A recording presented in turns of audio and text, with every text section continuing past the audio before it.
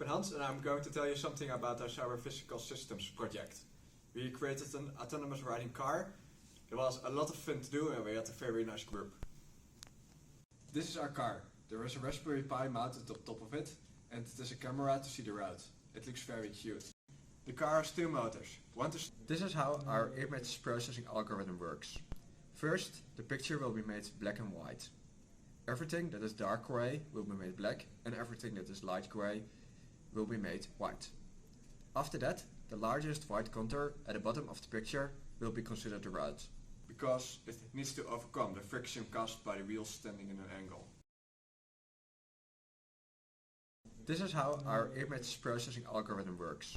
First, the picture will be made black and white. Everything that is dark gray will be made black and everything that is light gray will be made white. After that, the largest white contour at the bottom of the picture will be considered the route. After that, a line is drawn through the center of this object. This line can be constructed by counting the number of pixels at the left and the right. If this line comes out of a certain threshold, the car will steer.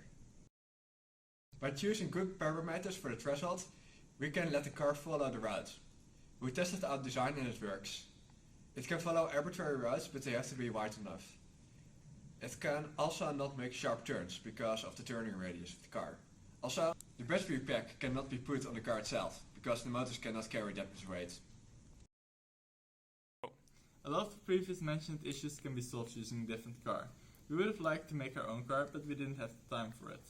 But if we have more time, we would definitely like to do this, because with a better car, we could make a better controller. For example, a PID controller. With a better car, it would also be able to ride without wires, because the car could actually carry the weight of the batteries. We would also have liked to implement avoiding obstacles.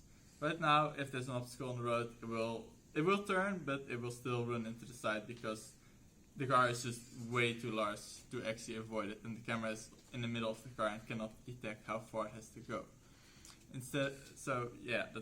That's not ideal.